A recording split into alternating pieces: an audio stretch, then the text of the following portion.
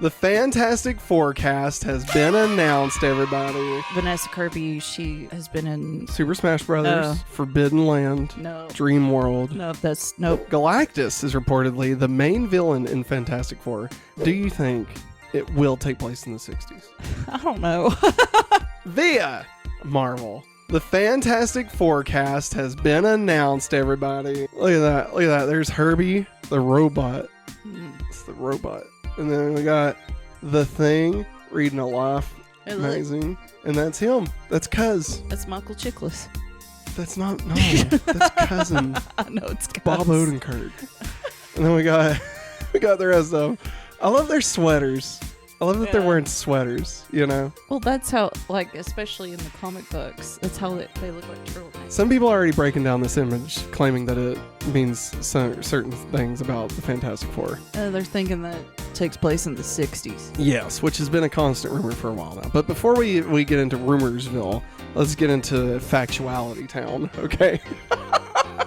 Like, who is who? So... Pedro Pascal has been cast as Mr. Fantastic. Vanessa Kirby will be playing Sue Storm. Joseph Quinn will be playing Johnny Storm. And Ebon Moss-Bachrach as The Thing. I can't get Joseph Quinn in the heart. Am I doing it with him? Yeah. There we go. And I can't reach over. Cuz. There you go, Cuz. Cuz. If you've watched the bear, the guy playing The Thing is the cousin. And then Joseph Quinn, he's not only in the last season of Stranger Things, he's also going to be in A Quiet Place Day 1. Yes, and he's going to be fantastic. And Vanessa Kirby, she has been in Super Smash Brothers. Well, no, not Kirby. Vanessa Kirby. Yeah. Super Smash Brothers. Forbidden Land. No. Dream World. Nope.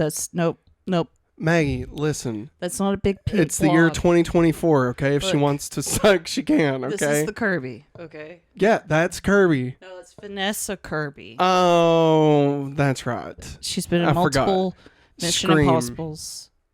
She's in Scream. I'm not following this anymore. And then, Kirby. Of course, Pedro Pascal's been in... Save Kirby, save the world. Save the cheerleader? Kirby. Hayden Panettiere played, her character was called Kirby. Maggie.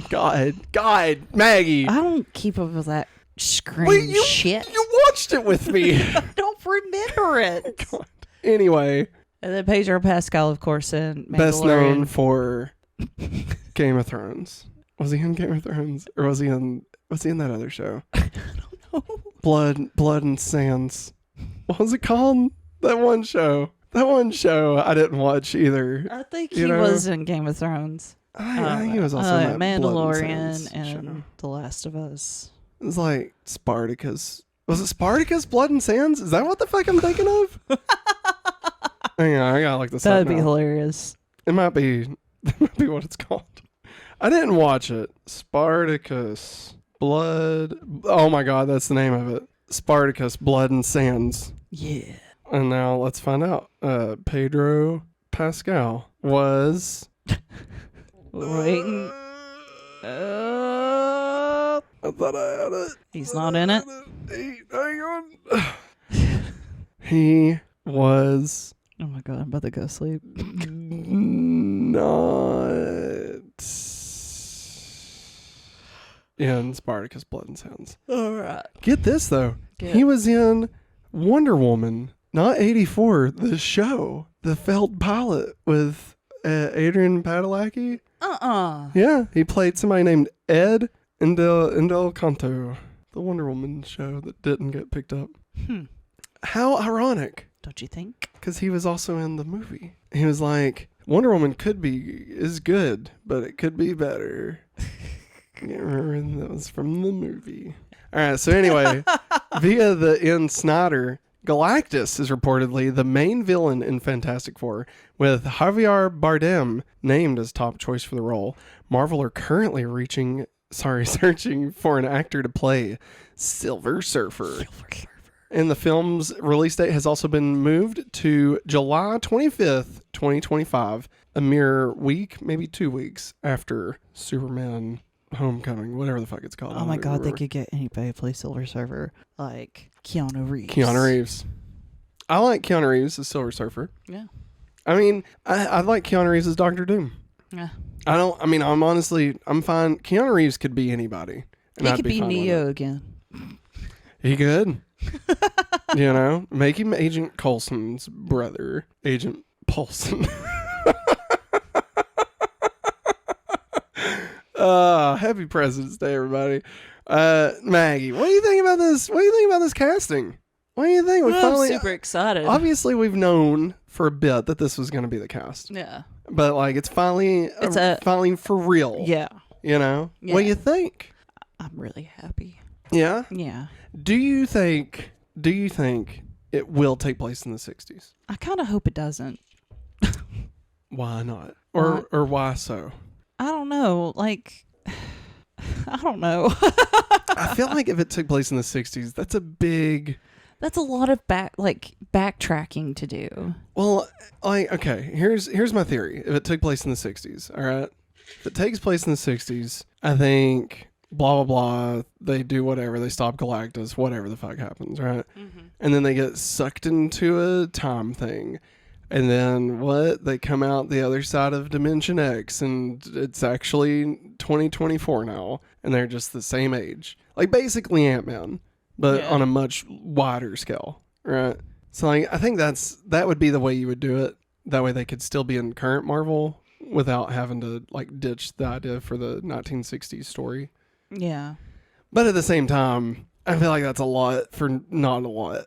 Yeah. You know, like, what's the point in having them... It causes a lot of things. It does. And also, here's my question. Are we yet again going to get the origin story of how they become the Fantastic Four? I think they have to. I don't think it's like Spider-Man.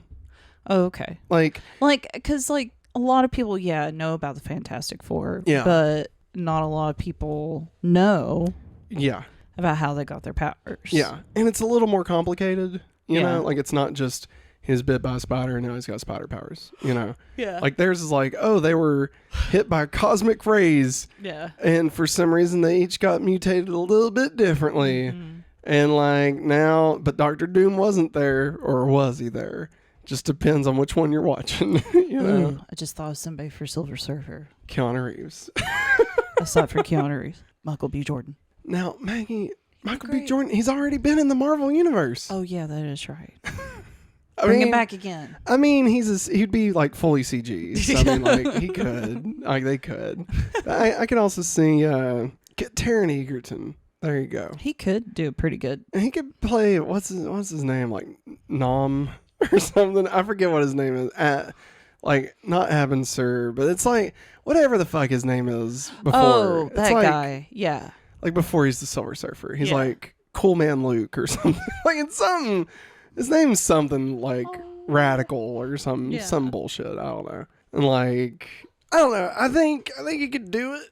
But at the same time, I feel like having the Fantastic Four in modern days would just be a cleaner thing. Yeah. But if they are trying to kind of separate it out, from like the old versions of the Fantastic Four that we've already had, then I think that setting it in the 60s could be a good idea. You know, just to kind of make it feel a little bit different from the more modern versions. And like that could explain a little bit, like it could kind of wave away the hokiness of the Fantastic Four a little bit, you know, because if it's modern days, then it's like we have to play it a little more serious, you know, whereas if it's in the 60s, you can be a little bit more free flowing with it and not really so much worried about, like, you know, if this stupid robot makes sense to exist, you know. You know what that robot's name is? Herbie. Oh shit, I think you're right. I thought it was Kirby, but I know Kirby is the actress playing Sue Storm, but for some reason I thought the robot's name was Kirby, but it might be Herbie. I don't know anymore. I don't know.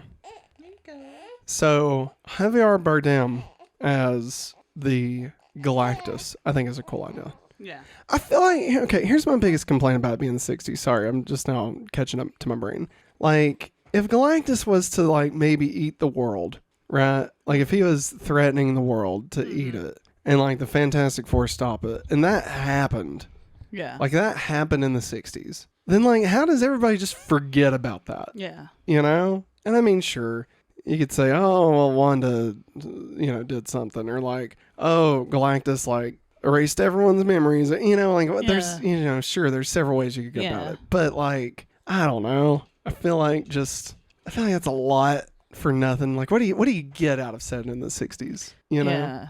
Other than, like, a stylistic choice. Yes. You know? Yeah. Like, I don't really see the benefit. I don't either. All I can figure, they just went with this look for this drawing. That's how I feel.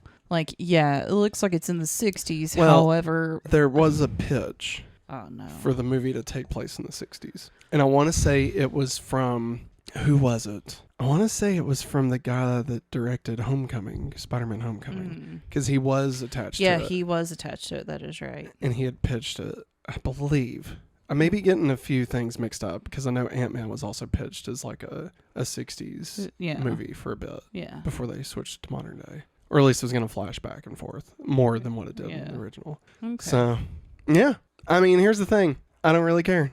If they said in the 60s, I'm down for it. Like, I'm not going to be like, oh, man. Like, I think that would be really cool to see, like, what the Marvel Universe looked like in the 60s, like the MCU in the 60s. And, like, being able to be a little more playful with the characters, not really worrying about, keeping the weight of the massive MCU, like, intact while they're trying to do whatever story this is. And, like, that could be an easy way to kind of take the characters off the chessboard throughout Endgame and all of that because they were stuck in, like, Dimension X or wherever the hell they've been stuck, the negative zone, whatever it's called. They have, like, 5 different names for it. And, I mean, but I feel like at that point you are kind of starting... The fan zone. I feel like at that point you are kind of treading the same water as Captain America. Yeah. But at the same time, that was, like, 15 years ago. That sucks. That just made me feel really old. Like a person could have completed their entire school career in the time since the first Captain America came out. Shut up. And that makes me want to barf. Shut up. Like, oh God, that's awful. What a terrible way to think of things. So anyway, Maggie, who's I'm gonna say Taron Egerton for Silver Surfer because why the hell not? Keanu Reeves. I mean, of course, Keanu Reeves would be fantastic. But I would also think he would make a great Dr. Doom. I'd love to see Keanu Reeves go full on evil. Yeah. Will we see a Council of Reeds, which is what the Council of Ricks is based off of? Oh God. It's what it's based off of. But bunch of nerds together. The Council of Reeds, like, it's Reeds from all across, right? And maybe we could get John Krasinski back. We could get the dude from the first one, the 2005. Yeah, and then Miles Teller. Yeah, and then we get Miles Teller. I mean, tell me I wouldn't fucking be ecstatic if they did that. Like, absolutely. Are you kidding me? Absolutely. I would love that. I'd be down. Do you think we get anything like that? Probably not. That'd be too much. There's already too much going on with Galactus and Silver Surfer. Yeah. I guess you probably save that for like Secret Wars or something. Yeah, you're asking for a lot there. We gotta go to the Council of the Reeds. God. I just want my boy Miles Teller's Fantastic to get some recognition. All right. It wasn't a bad movie. It was just 2 very different movies shoved together. Yes, it was. Pretty sure Mario Rivera. First half was great. Pretty sure Mario Rivera was the one that quoted that. So, shout outs to him. Everybody go follow that Mario Rivera on Big love, Mario. Twitter. I love that guy.